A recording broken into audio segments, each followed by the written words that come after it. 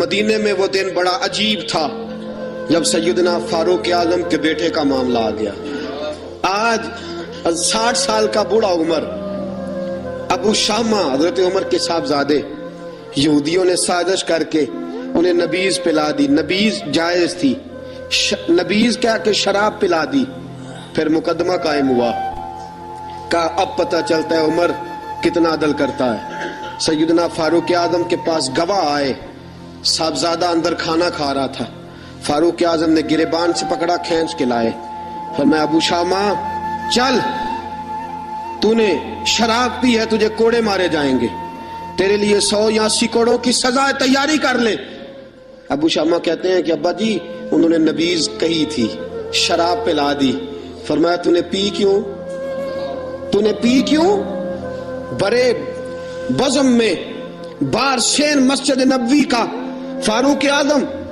اولاد تو بزدل کر دیتی ہے نا بندے کو، اولاد تو کمزور کر دیتی ہے. آج مدینے نے عجیب ماجرا دیکھا.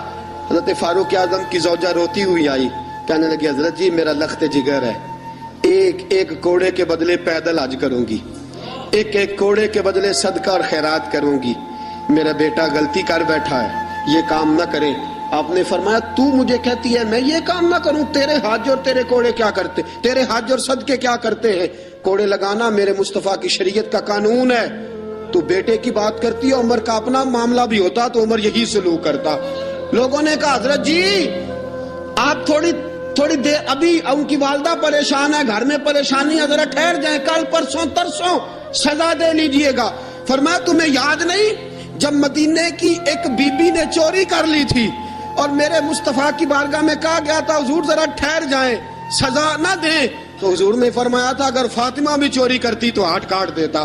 تمہیں یاد نہیں مگر مصطفیٰ کے ٹکڑے کھانے والا ہوں، میں کیوں دیر کروں؟ اس نے گناہ کرنے میں دیر کی ہے جو سزا میں دیر کروں؟ برساؤ کوڑے. حضرت افلا نامی غلام، حضرت جی آپ کا لخت جگر ہے. فرمایا لخت جگر نہ دیکھ، مصطفیٰ کا قانون دیکھ. میرا بیٹا نہ دیکھ، مصطفیٰ کے قانون کا قیام ضروری ہے. اگر علی بیٹے کی قربانی دے سکتا ہے، اگر لوگ فاطمہ کے بیٹے کی قربانی یاد رکھیں گے تو تاریخ کبھی بھی عمر کے بیٹے کی قربانی نہیں بھولے گی. فرمایا غلطی سے ہو گیا یا جیسے بھی، اسے خیال کرنا چاہیے تھا. کوڑے لگاؤ. 80 کوڑے لگے تو بیٹے کی روح پرواز کر گئی. جب جوان بیٹا کسی کا، کوثر نیازی نے کہا تھا باپ کا جنازہ اٹھانا بڑا آسان پر بیٹوں کے جنازے اٹھانے بڑے مشکل ہیں. جب فاروق اعظم کا بیٹے کا انتقال ہوا، بیٹے نے آنکھیں کھولی، باپ کی طرف دیکھا تو سیدنا فاروق اعظم عدل و انصاف کو 2 آنسو آنکھوں میں آئے. کہ بیٹا حضور سے جا کے کہنا کہ عمر نے بیٹا نہیں دیکھا، آقا تیرا قانون دیکھا، جا کے حضور سے میرا پیغام دینا. حضرت ابو شامہ رضی اللہ تعالیٰ عنہ وصال کر گئے. تاریخ کیسے منظر ازالت الخلفاء شاہ ولی اللہ کی بطور حوالہ پیش کر رہا ہوں. حضرت ابو شامہ کا وصال ہو گیا، 20 کوڑے باقی تھے. لوگوں نے حضرت جی آپ کیا کرنا ہے؟ فرمایا اس کا جنازہ پڑھو، اسے قبر میں دفن کرو اور باقی 20 کوڑے اس کی قبر پہ مارو، اس کی قبر پہ 20 کوڑے مارو. کہ حضرت جی ایسا بھی ہوتا ہے؟ فرمایا اس لیے ایسا ہوتا ہے کہ یہ میرے مصطفیٰ کا قانون ہے، میری اولاد کا معاملہ ہے تو میں درگزر کروں. فرمایا مارو کوڑے. حضرت سیدنا اب حذیفہ بن یمان فرماتے فاروق اعظم بیٹے کی قبر پہ کھڑے تھے، داڑھی آنسوؤں سے بھری ہوئی تھی. میں دوڑا ہوا آیا، میں نے کہا عمر نہ رو، آج خواب رات تیرے بیٹے کا جنازہ تھا، جنازہ پڑھ کے سویا ہوں تو خواب میں مجھے رسول پاک کی زیارت نصیب ہوئی ہے. نبی پاک خواب میں تھے تو 2 سبز حلے تیرے بیٹے کو پہنا رکھے تھے اور رسول پاک کی بغل میں کھڑا تھا. حضور نے فرمایا عمر کو جا کے کہنا کہ تو نے بیٹا پاک کر کے بھیجا تھا، اللہ نے جنت کے سارے دروازے کھول دیے ہیں اللہ نے. اور عمر کو میرا سلام کہنا اور اسے کہنا عمر تیرا حدود اللہ قائم کرنا خدا کو بھی پسند ہے، مصطفیٰ کو بھی پسند ہے. ساتھیوں اپنے بیٹے کی باری آئی، لخت جگر عمر نے اگر وفا کے رستے میں آیا نا بیٹا، اگر وفا کے رستے میں کھڑا ہوا نا بیٹا، عمر کو نظر آیا ایک طرف قانون مصطفیٰ ہے، ایک طرف عمر کا لخت. جوان بیٹے تو بڑھاپے کا سہارا ہوتے ہیں، जवान बेटों को देख देख के बाप की आंखें ठंडी होती हैं, लेकिन फारूक आजम ने कहा बेटा हुजूर से जाके कहना कि जब उमर के लख्त जिगर की बारी आई थी तो उमर ने राह वफा में बेटा भी हायल नहीं होने दिया। उमर वफादार निकला, उमर अदल वाला निकला, उमर ने अदल के रास्ते में बेटा भी कुर्बान किया, और फिर उसका फायदा ये हुआ कि बेटे को नबी पाक का साया भी नसीब हुआ। साथियों, उमर इंतकाल कर गए। 26 ज़िलहज को जख्म लगा। यकम मुहर्रम का दिन, आज का दिन, हजरत फारूक आजम को याद रखना, लोगों को बताना, दिन भर उमर की बातें करना, खिराज तहसीन पेश करना।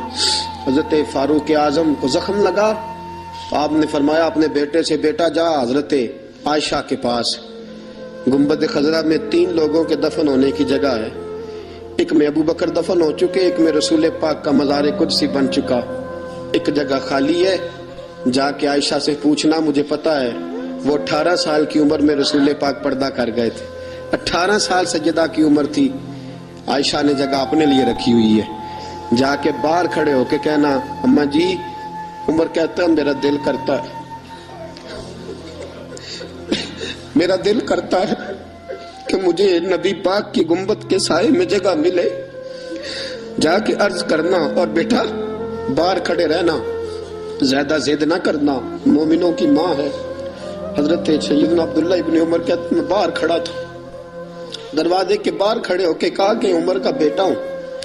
अम्मा जी, उमर फरमाते इजाजत दो तो दिल करता है नबी पाक के साथ लेट जाऊं, वफा में गुजार दी उमर सारी, सारी जिंदगी लै सजना सा तोड़ निभाई, दिल करता है हुजूर के साथ लेटने को।